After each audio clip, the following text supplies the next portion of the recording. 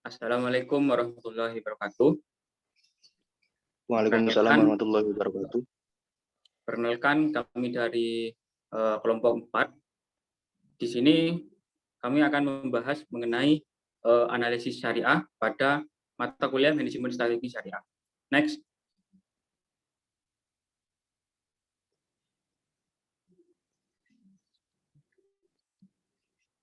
Kami terdiri dari 5 anggota, yaitu yang pertama Khairunisa dengan NIM 18 2002 dan Dia Ayu Nur Puspitasari dengan NIM 18 2015.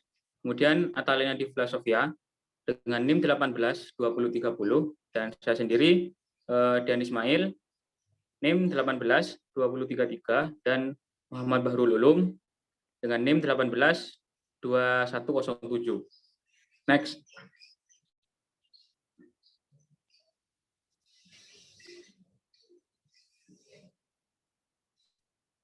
Selanjutnya kita akan membahas mengenai analisis syariah.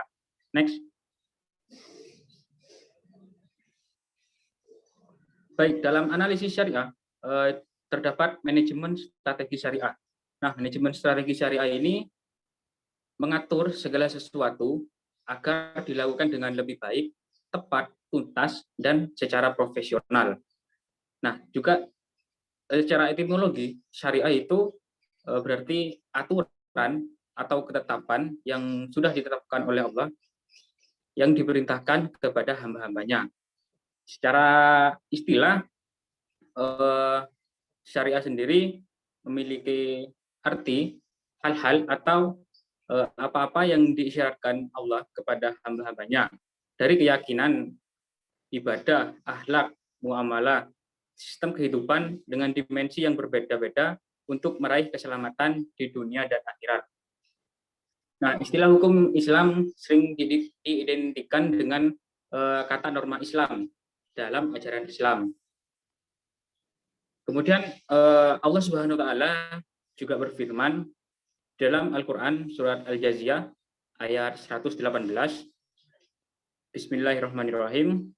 Summa ja'alnaka ala syari'atin minal amri fattabi'ha wa la tattabi'u uhwa alladzina la ya'lamun. Artinya kemudian kami jadikan kamu berada di atas syariah peraturan dari urusan itu. Maka ikutilah syariah itu dan janganlah kamu ikuti hawa nafsu orang-orang yang tidak mengetahuinya. Quran surat Al-Jaziyah ayat 118. Nah, berdasarkan hal tersebut, maka tolak ukur suatu strategi bagi aktivitas sebuah organisasi atau suatu perusahaan itu adalah syariah Islam itu sendiri. Pada dasarnya, segala aktivitas bisnis tidak boleh melanggar larangan Allah dan produk atau jasa yang dihasilkan itu harus yang halal dan thayyib atau baik untuk kemaslahatan umat. Next.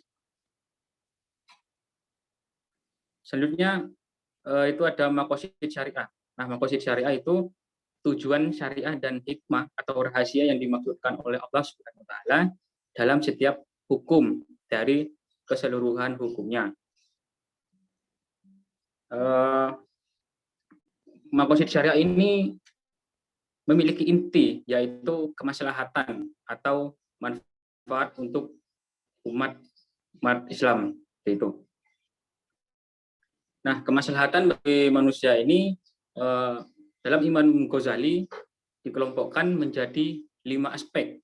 Yang pertama yaitu terpeliharanya agama, kemudian yang kedua terpeliharanya jiwa, dan yang ketiga terpeliharanya akal, keempat terpeliharanya keturunan, dan yang kelima terpeliharanya harta atau modal. Next. Dalam pandangan Islam, segala sesuatu harus dilakukan dengan rapi, benar, tertib, dan teratur. Karena Allah mencintai hal-hal yang dilakukan dengan manajemen yang baik. Nah, jadi yang dimaksudkan di sini yaitu segala aktivitas kehidupan yang ada di dunia, tentunya untuk umat Islam, kita harus melaksanakannya secara teratur, konsisten, dan juga baik. Karena itu juga termasuk dalam perintah Allah, dan Allah mencintai hal-hal yang seperti tersebut. Dan juga Allah berfirman di dalam Quran surat Asy-Syaff ayat 4, Bismillahirrahmanirrahim. Innallaha yuhibbul ladzina yuqatiluna fi sabilillahi shaffa kannahum bunyanun marsyus. Artinya, sungguhnya Allah menyukai orang yang berjuang di jalannya dalam barisan yang teratur, seakan-akan mereka seperti suatu bangunan yang tersusun kokoh. Nah, kokoh di sini memiliki makna adanya sinergi yang rapi antara bagian yang satu dengan bagian yang lainnya. Dengan susunan dan barisan material yang teratur, maka akan menghasilkan bangunan yang kokoh tersebut. Next.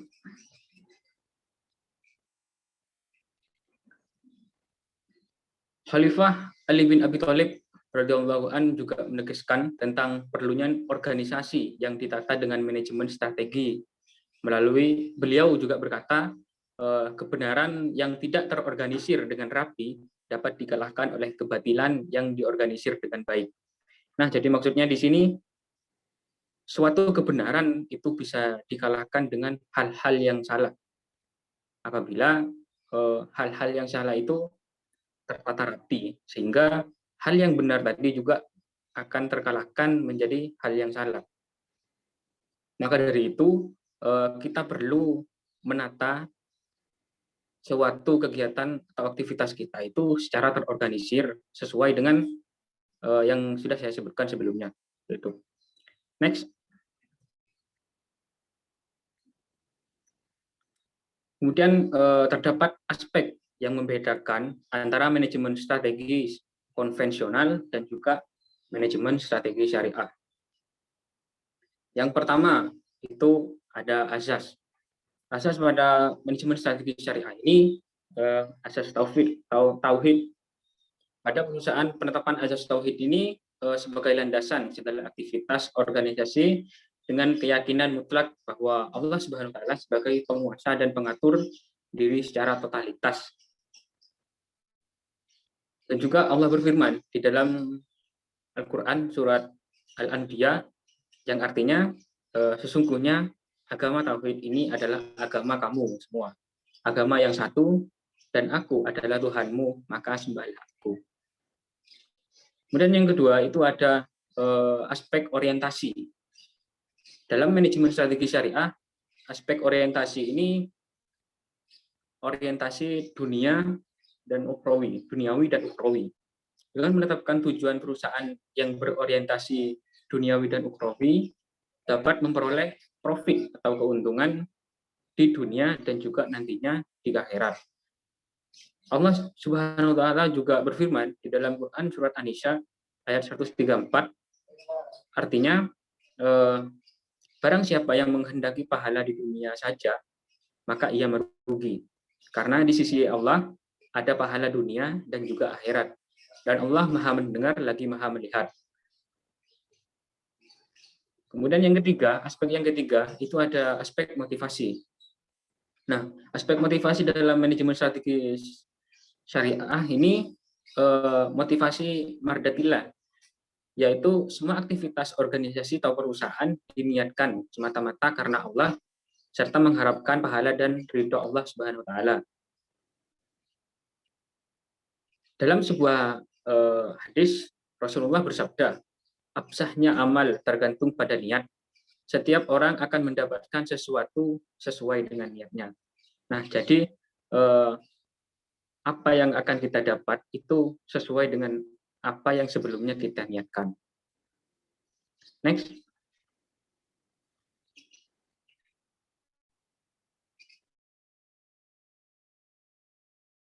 Selanjutnya ada analisis syariah dalam tahap formulasi strategi. Next. Nah, di dalam persepsi manajemen strategi syariah atau MSS itu sebagian terlihat dalam kerangka model MSS tadi ya. Rencana strategis atau strategic plan, semua organisasi atau perusahaan tidak hanya untuk mendapatkan kesuksesan dunia, tetapi juga untuk keuntungan di akhirat dan juga meraih ridho Allah Subhanahu wa taala. Di mana di sini tertulis rencana strategi sama dengan kesuksesan dunia dan akhirat. Jadi sebelum kita melaksanakan suatu kegiatan organisasi atau perusahaan, kita perlu merancang suatu strategi syariah yang nantinya untuk meraih kesuksesan di dunia dan juga kesuksesan di akhirat. Di mana Allah berfirman dalam Al-Qur'an surat Al-Hasyr dalam ayat 18 yang artinya hai orang yang beriman, bertakwalah kepada Allah dan hendaklah setiap diri memperhatikan apa yang telah diperbuatnya untuk hari esok, hari akhirat, dan bertakwalah kepada Allah. Sesungguhnya Allah Maha mengetahui apa yang kamu kerjakan.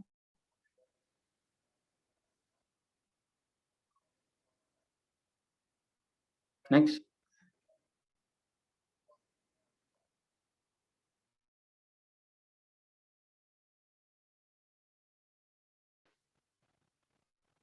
Selanjutnya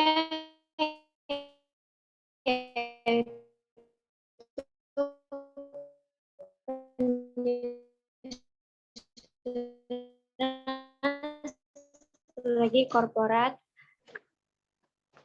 di mana bahwa dalam hendaknya menggunakan jihad fisabilillah, di mana menggunakan harta dan jiwa dengan menggunakan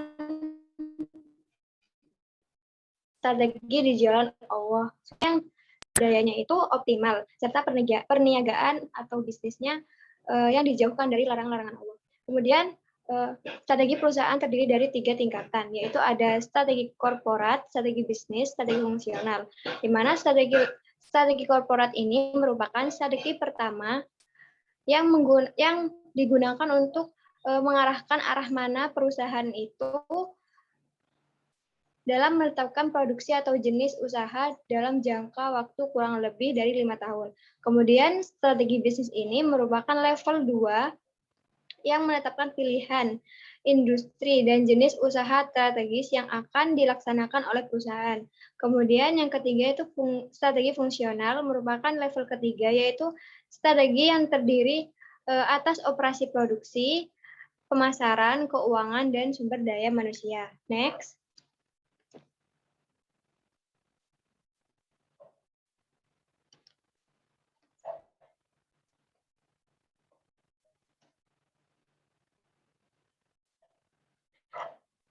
Penyusunan strategi fungsional, di mana strategi ini merupakan strategi perusahaan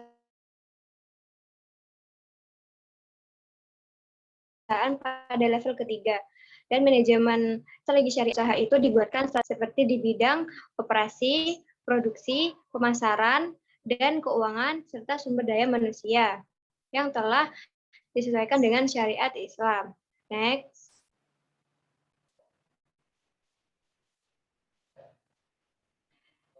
Strategi operasi atau produksi, di mana strategi produksi ini merupakan strategi untuk mengubah masukan menjadi keluaran yang bernilai. Nah, di mana strategi operasi ini adalah salah satu strategi fungsional secara efektif, menjalankan fungsi-fungsi manajemennya dan mengintegrasikan sumber daya yang efisien. Nah, karena dalam menjalankan operasi bisnis ini hendaknya dengan sikap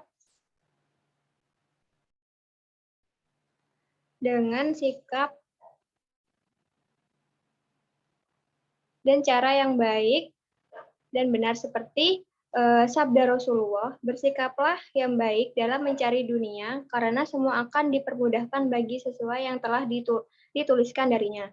Hadis riwayat Ibnu Majah. Nah, dari hadis ini menunjukkan bahwa menjalankan bisnis itu harus bersaing secara sehat. Dan hadis ini juga mengingatkan kita bahwa rezeki itu sudah diatur oleh Allah Subhanahu wa taala. Dan menjalankan operasi ini harus menjalankan usaha yang baik dan benar, kemudian lebih mengutamakan produktivitas karena Rasulullah Subhanahu wa taala ini mengajarkan dan mengutamakan produktivitas daripada sekedar kepemilikannya. Next.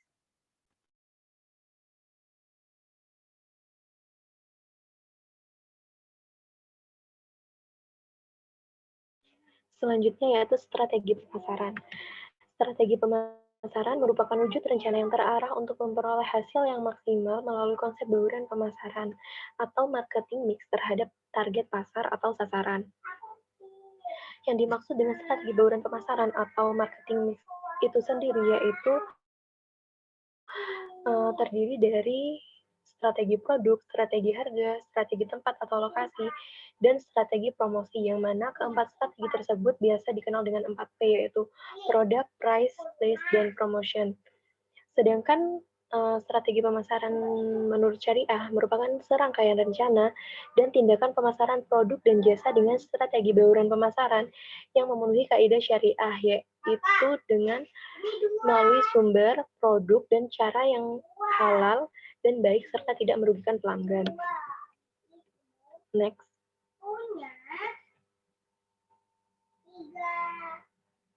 Nah, dalam strategi pemasaran dengan mengadopsi konsep bauran pemasaran itu tadi terdapat 4 strategi. Yang pertama yaitu strategi produk atau produk. Nah, strategi produk ini berkaitan erat dengan penetapan produk yang tepat sesuai dengan target pasar, seperti kualitas produk itu memiliki manfaat serta dapat memberikan kepuasan kepada konsumen. Yang kedua yaitu strategi harga atau price. Dalam pemahaman manajemen baik manajemen modern maupun manajemen syariah, harga yang baik itu merupakan harga yang sesuai dengan mekanisme pasar. Lalu, harga yang baik untuk semua pihak itu merupakan harga yang tepat atau kompetitif. Yang ketiga yaitu strategi tempat atau place distribution.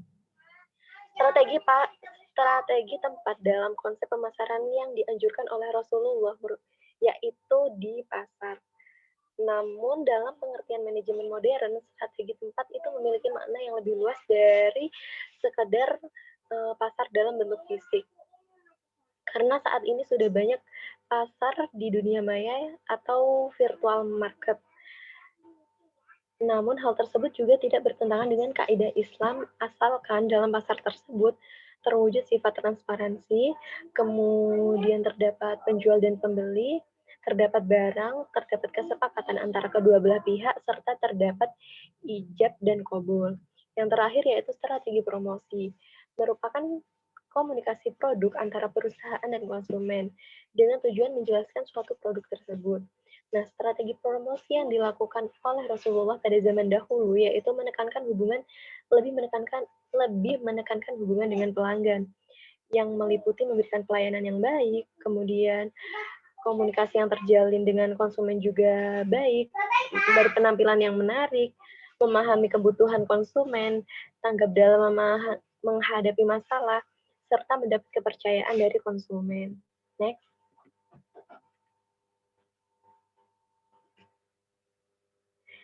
Selanjutnya yaitu strategi keuangan.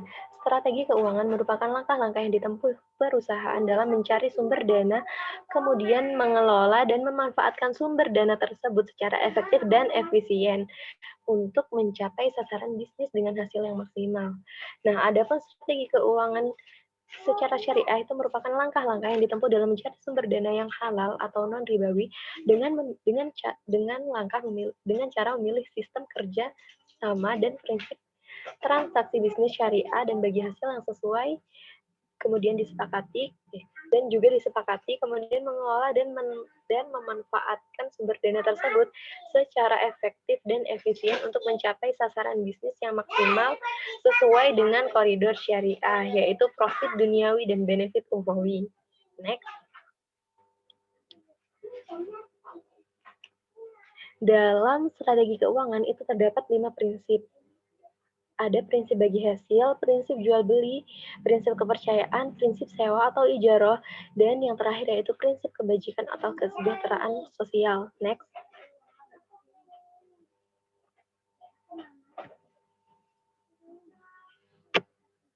Next.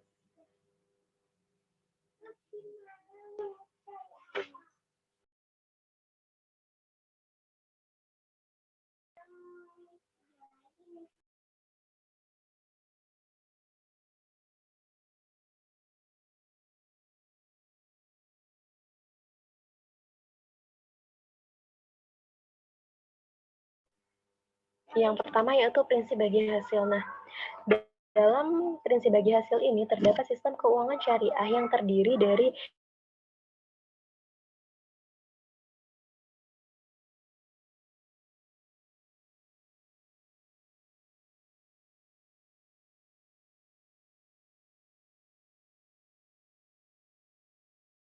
sama. Nah, syirkah ini dibagi menjadi 5, yaitu yang pertama, syirkah inan. Merupakan syirkah antara dua pihak atau lebih, yang mana masing-masing pihak memberikan kontribusi kerja atau amal dan modal atau mal. Nah, dalam syirkah inan ini disyaratkan modal yang diberikan itu harus berupa uang atau nukut, atau bisa juga barang yang disepakati nilai nukutnya pada saat akad. Nantinya, keuntungan dalam syirkah inan ini keuntungan maupun kerugiannya itu dibagi secara proporsional berdasarkan proporsi modal atau saham masing-masing pihak. Yang kedua yaitu ada syirkah abdan, merupakan syirkah antara dua pihak atau lebih yang mana masing-masing pihak itu hanya memberikan kontribusi kerja atau amal tanpa kontribusi modal atau mal. Contoh syirkah abdan ini seperti kerjasama antara dua orang yang memiliki ahlian yang berbeda kemudian mendirikan usaha jasa konsultan. Nantinya keuntungan dalam syirkah abdan ini dibagi sesuai dengan kesepakatan kedua belah pihak. Yang selanjutnya yaitu yang ketiga yaitu syirkah mudharabah, merupakan syirkah antara dua pihak atau lebih dengan ketentuan satu pihak memberikan kontribusi kerja atau amal, sedangkan pihak lain itu memberikan kontribusi modal atau mal. Dalam syirkah mudharabah ini, kewenangan dalam menjalankan usaha itu menjadi hak pengelola atau mudharib. Nah, sedangkan pemodal atau sohibul mal itu tidak ikut campur dalam mengelola usaha. Namun pengelola usaha itu terikat dengan syarat-syarat yang ditetapkan oleh pemodal atau sahibul mal. Yang keempat yaitu syirkah wujuh, merupakan syirkah antara dua orang dengan modal yang berasal dari pihak luar kedua orang tersebut atau pihak ketiga, yang mana nanti hasil dalam syirkah wujud itu juga dibagi sesuai dengan kesepakatan. Dan yang terakhir yaitu syirkah mufawadah, merupakan syirkah yang menggabungkan semua jenis syirkah itu tadi, dari syirkah inan, syirkah abdan, syirkah mudharabah, dan syirkah wujud. Yang kedua yaitu mudharabah. Mudharabah merupakan bentuk kerjasama antara dua pihak yang mana pihak pertama itu berperan sebagai sohibul mal atau pemodal atau investor yang mana menyediakan dana kepada pihak kedua yang berperan sebagai pengusaha atau mudharib dalam menjalankan usaha dengan tujuan memperoleh keuntungan dengan sistem bagi hasil yang disepakati sesuai dengan kontrak. Mudharabah ini dibagi menjadi dua, yaitu mudharabah muqayyadah dan mudharabah mutlaqah. Mudharabah muqayyadah atau terbatas, artinya mudharabah muqayyadah ini dalam mudharabah muqayyadah ini harus menghormati pembatasan yang telah ditetapkan oleh sahibul mal. Namun apabila tindakan-tindakan mudharib dalam mengelola usaha itu bertentangan dengan batasan yang telah ditentukan oleh sahibul mal, nanti mudiri yang akan bertanggung jawab menerima konsekuensinya. Yang kedua yaitu mudharabah mutlaqah atau tidak terbatas. Artinya, perjanjian mudharabah ini tidak mengatur waktu, tempat bisnis, jenis komoditi, industri atau jasa, serta pemasok atau pelanggan yang terlibat. Dalam mudharabah jenis ini, mudharib memiliki wewenang secara penuh dan berkuasa melakukan segala sesuatu yang diperlukan dalam menjalankan usaha. Kemudian bagi hasil dalam mudharabah mutlaqah ini dibagi sesuai dengan kesepakatan awal. Dan apabila terjadi kelalaian atau kerugian yang diakibatkan oleh mudharib, nantinya mudharib tersebut yang akan bertanggung jawab atas kerugian tersebut dan tidak dibebankan kepada sahibul mal. Yang ketiga yaitu muzara'ah, merupakan kerjasama antara pemilik tanah dan penggarap, atau dengan kata lain kerjasama antara orang yang memiliki tanah yang mana tanahnya itu subur dan bisa ditanami dan kemudian ditanam dengan orang yang mempunyai kemampuan untuk menanam tumbuhan di tanah subur tersebut. Nah, Adapun imbalan bagi hasilnya itu berdasarkan kesepakatan kedua belah pihak atau presentase hasil panen yang disepakati. Tetapi presentase dalam hal ini itu bukan dari hasil menyewakan tanahnya. Yang terakhir yaitu musakoh. Musakoh merupakan kerjasama antara pemilik perkebunan dengan pemeliharanya. Atau dengan kata lain, orang yang memiliki tanah yang kemudian ditanami pohon yang nantinya menghasilkan buah-buahan dengan orang yang mampu merawat pohon tersebut buah. Nah, imbalan bagi hasil dalam musakoh ini juga ditetapkan sesuai kesepakatan dari hasil panen. Next.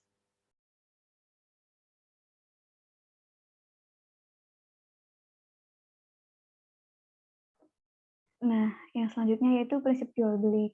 Oh ya teman-teman, saya izin on cam karena takut nanti suaranya putus-putus.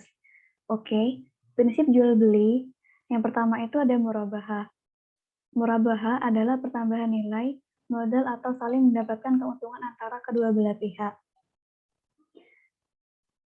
Nah, di sini sudah ada perbedaan sistem bunga atau riba dengan pembiayaan murabahah.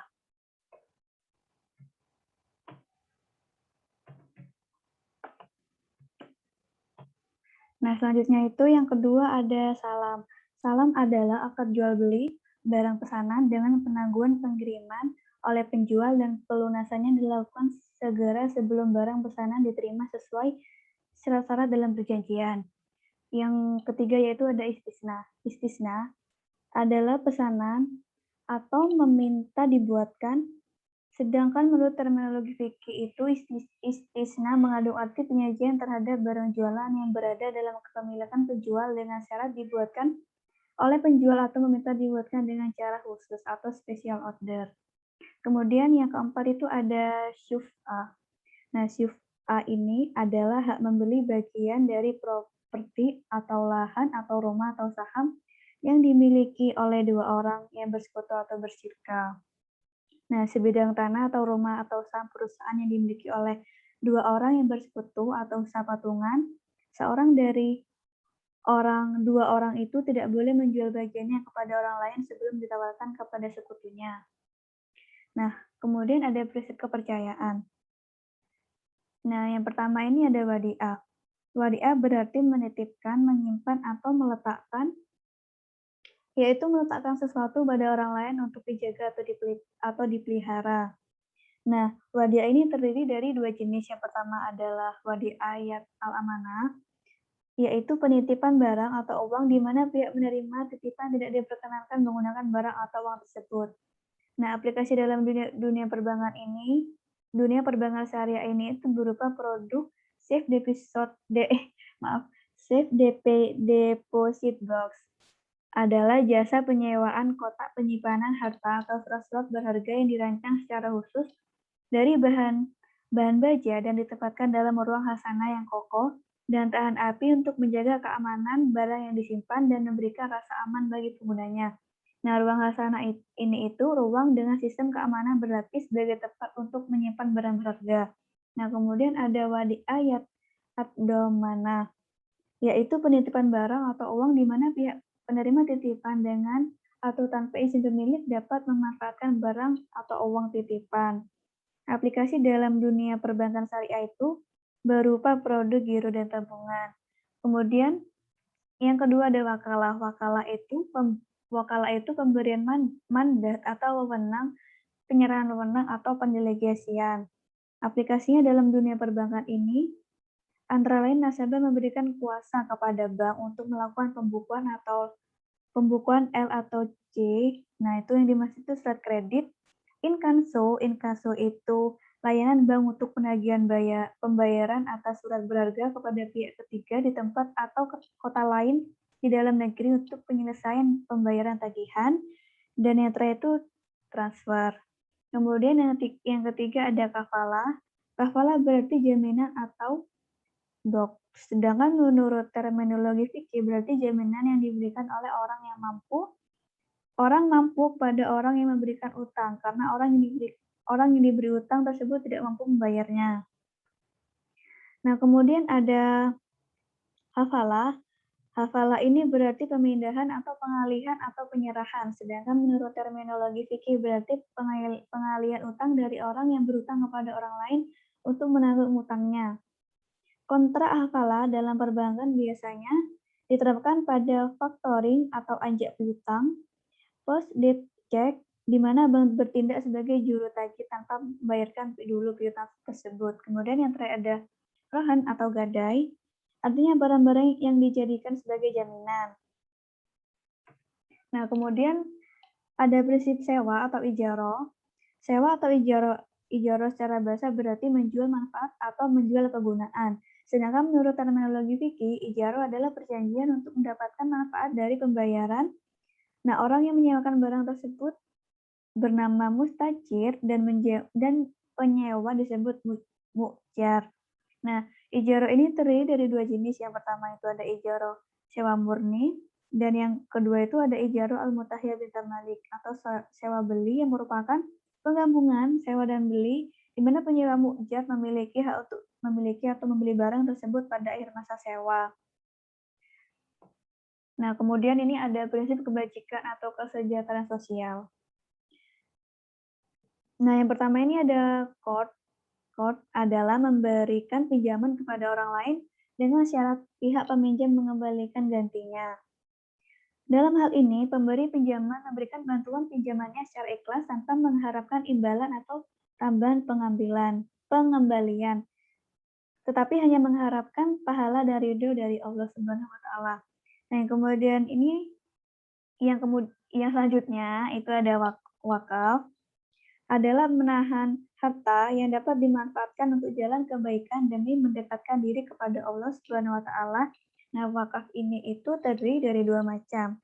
Yang pertama itu ada wakaf ahli dan yang kedua itu ada wakaf khairi. Wakaf ahli adalah wakaf yang ditujukan kepada keluarga dan kaum kerabat, sedangkan wakaf khairi adalah wakaf yang ditujukan untuk kebajikan. Selanjutnya akan dijelaskan oleh teman saya. Baik, yang selanjutnya yaitu strategi pengembangan sumber daya manusia. Strategi pengembangan sumber daya manusia adalah langkah-langkah strategis yang dirancang perusahaan dalam membina dan mengembangkan kualitas sumber daya manusia sebagai aset utama dari perusahaan agar tercapai tujuan dan sasaran sesuai dengan yang telah ditetapkan. Strategi pengembangan SDM dalam konsep manajemen strategis syariah adalah langkah-langkah strategis yang dirancang perusahaan dalam membina dan mengembangkan kualitas sumber daya manusia yang berakhlakul karimah sebagai aset utama dari perusahaan agar tercapai tujuan perusahaan yang lebih bermaslahat dunia dan ukhrawi. Konsep manajemen strategis syariah atau MSS, khususnya strategi sumber daya manusia, mengatur hal-hal sebagai berikut. Yang pertama yaitu perencanaan sumber daya manusia Islami. Perencanaan sumber daya manusia yang Islami dan profesional dalam segala urusan duniawi pada dasarnya telah diperintahkan oleh Islam. Rasulullah SAW memerintahkan umat Islam agar berlaku ihsan atau profesional dalam segala urusan. Sebagai hadis beliau yang artinya sesungguhnya Allah mewajibkan untuk berlaku ihsan dalam segala sesuatu. Hadis riwayat Muslim. Lanjutan hadis tersebut mengatakan bahkan dalam berperang pun harus ihsan, menyembelih hewan pun harus dengan ihsan. Ihsan dalam berperang artinya tidak boleh membunuh secara serampangan, brutal atau membabi buta, sebagaimana yang sering dilakukan Israel terhadap Palestina. Yang benar adalah tentara itu melawan tentara, bukan membantai warga sipil, wanita dan anak-anak yang tidak bersalah. Demikian halnya dalam menyewakan sumber daya manusia yang akan mengelola organisasi atau perusahaan. Dengan konsep MSS, kata ihsan bermakna keutamaan dalam melakukan sesuatu secara baik dan benar, maksimal dan optimal. Dalam menata sumber daya manusia yang Islami, tingkat kualitas tidak hanya dilihat dari kualitas output saja, tetapi juga dilihat dari kualitas proses.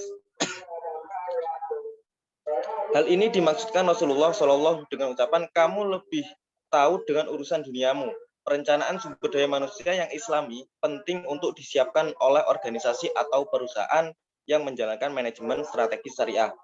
Semua aspek harus diatur dengan manajemen yang rapi. Terkait hal ini, Khalifah Ali bin Abi Thalib berkata, kebenaran yang tidak terorganisir dengan rapi dapat dikalahkan oleh kebatilan yang diorganisir dengan baik. Kemudian yang selanjutnya yaitu orientasi pelatihan dan pengembangan sumber daya islami. Demikian pula dalam rekrutmen dan seleksi sumber daya manusia, sebagaimana konsep manajemen strategi syariah atau MSS harus memperhatikan unsur profesionalisme, kemampuan, keahlian, dan ketepatan.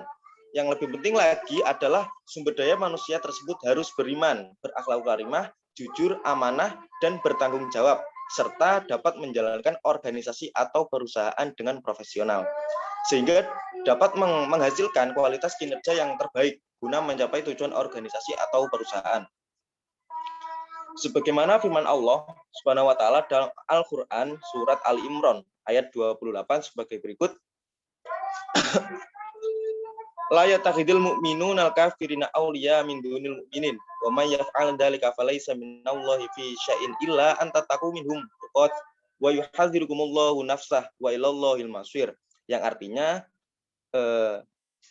janganlah orang-orang beriman menjadikan orang kafir sebagai pemimpin, melainkan orang-orang beriman, barang siapa berbuat demikian, niscaya dia tidak akan memperoleh apapun dari Allah, kecuali karena siasat, menjaga diri dari sesuatu yang kamu takuti dari mereka. Dan Allah memperingatkan kamu akan dirinya, dan hanya kepada Allah tempat kembali. Kemudian selanjutnya ada orientasi pelatihan dan pengembangan sumber daya islami. Orientasi pelatihan dan pengembangan sumber daya manusia merupakan usaha yang sengaja dilakukan untuk meningkatkan kinerja sekarang dan yang akan datang. Hal ini dilakukan dengan meningkatkan kemampuan dan kualitas sumber daya manusia. Materi pelatihan yang harus diberikan kepada sumber daya manusia yang akan mengelola konsep manajemen strategi syariah antara lain, yang pertama ada model dan teori manajemen strategi syariah. Kemudian tata kelola perusahaan yang baik dan syariah. Kemudian yang ketiga, maqasid syariah dalam sistem ekonomi dan bisnis. Kemudian memahami pilar ekonomi dan manajemen Islam. Kemudian yang kelima, pemahaman dan penerapan prinsip utama dan perilaku akhlakul karimah sebagai budaya organisasi atau perusahaan. Kemudian mengelola perusahaan atau hijrah maknawiyah. Kemudian nomor 7, pelajaran membaca Al-Quran bagi guru yang belum bisa, pelajaran tahsin Al-Quran untuk memperlancar, pelajaran terjemah Al-Quran, metode tamyiz untuk bisa cepat memahami arti ayat-ayat Al-Quran. Kemudian pelatihan sholat khusyuk. Kemudian yang terakhir ada pelayanan prima. Strategi yang keempat yaitu penilaian kinerja sumber daya manusia Islami. Penilaian kinerja sumber daya organisasi atau perusahaan yang menerapkan konsep manajemen strategi syariah merupakan salah satu aspek yang penting yang harus dilaksanakan sebagai bagian dari evaluasi dan pengendalian strategi yang secara rutin dilaksanakan dalam mengatur kinerja manajemen. Banyak perusahaan yang tidak memperhatikan, bahkan mengabaikan hal penting ini tanpa pengukuran dan evaluasi kinerja. Pihak manajemen tidak dapat mengetahui tercapai atau tidaknya progres dan target perusahaan.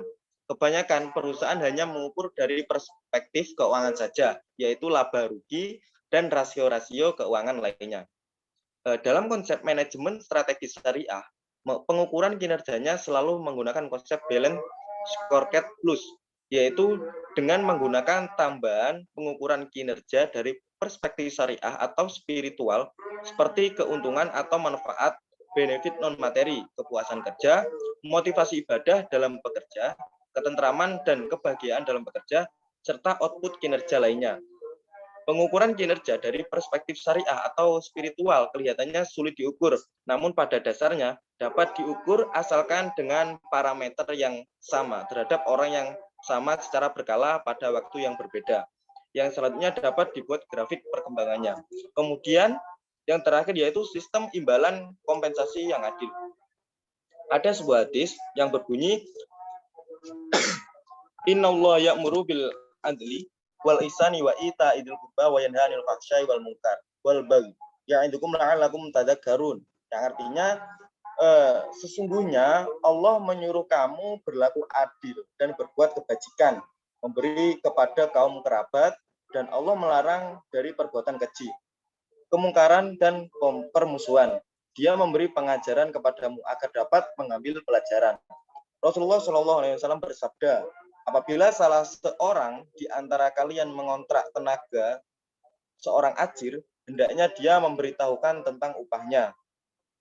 Ibnu Umar radhiyallahu anhu menyatakan bahwa Rasulullah SAW bersabda, bayarkanlah upah buruh sebelum keringatnya kering.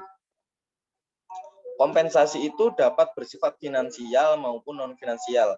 Pemberian kompensasi itu bertujuan untuk memberikan motivasi kerja, membantu perkembangan, serta mempertahankan karyawan yang dinilai berkinerja baik.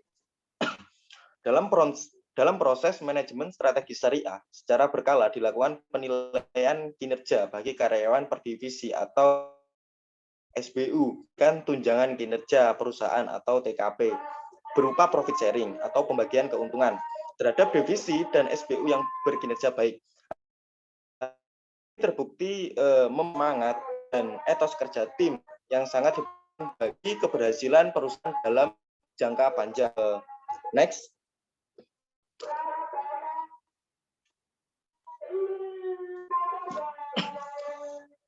Mungkin itu saja, sekian dari kelompok kami. Apabila ada kesalahan, mohon maaf yang sebesar-besarnya. Sekian dari kelompok kami. Wassalamualaikum warahmatullahi wabarakatuh.